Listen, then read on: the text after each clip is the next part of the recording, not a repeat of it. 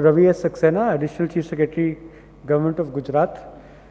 They kind of have a very smug look at their face when they hear all these problems at the center, but I don't know how they're managing whatever they're managing, so he'll share that. Mr. Sinha, distinguished members of the panel, distinguished members of the audience. Well, refueling growth. Samir hits the iron when it's hot. Refueling means growth is cold. It requires to be refueled. Who is responsible, who is not responsible, who is doing what, is what perhaps should be discussed. I'm the lone voice of growth. Otherwise, everybody is talking about financial services, financial tools. Financial services, financial tools can but be one part of growth story. Growth is a much larger subject. And India was growing. In 2008, 133 countries of the world had a decline in their growth rate. In 2009, 166 countries of the world had decline in their growth rate. India was decoupled. India had reasons to remain decoupled. India was a growth story. And if the growth rate is going down today, it's not that India is getting carried away in a global trend. It's just that something is wrong somewhere. What is wrong somewhere? And that is what is the question that we all need to address. And coming from Gujarat, Samir said, I'll give those states perspective. I would say this is the perspective. Growth takes place in the states. And states' perspective is the growth perspective. You can build, you can develop policies, you can think living at a little higher level. But if you keep considering that as higher and remain detached from the story of growth, which actually takes place through small but certain sure and firm measures at the state level, the policies would not really find a place related to the growth. Inclusion, again, financial inclusion is but a small part of the total inclusion story. Inclusion, if you de-jargonize it, Gujarat is an inclusive society, a society which is inclusive the way it is evolved. How it is inclusive? I like to give a story very often, that if you see the skyline of San Diego and you look at the highest point and find out the bungalow over there, it belongs to a Gujarati whose family, and which is one of the most expensive bungalows in San Diego. The father who lives there lives 6 months in a village in Surat. He comes down not to live in an air-conditioned house in Surat, but to live in a village called Haripura. And this house where he lives, of course, he has made his house air-conditioned. In Gujarat, we can do that. But it is an old house.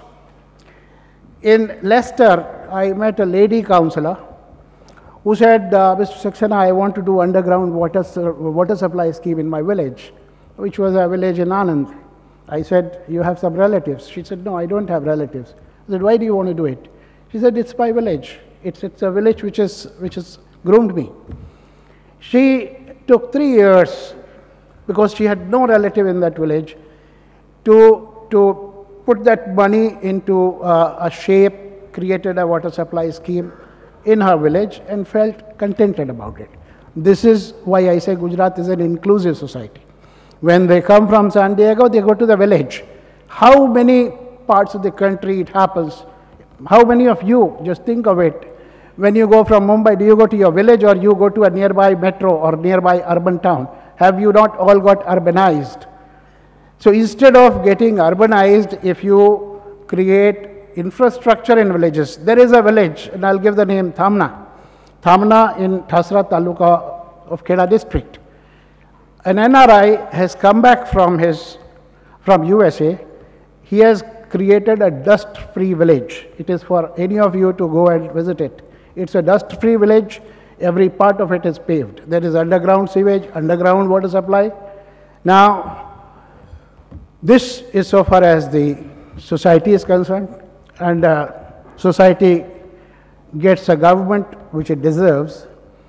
Today we have a leader for over past 10 years who's had more of alacrity, involvement and objectivity for leading the state. I suppose everybody leads a state for perpetuating in power, but then here it is through a growth story.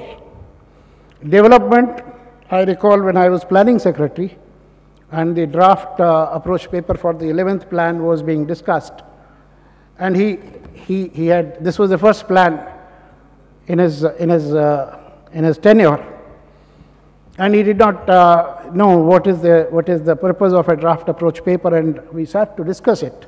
And 11 hours we sat to explain how skill development and so many other things are becoming crucial to India.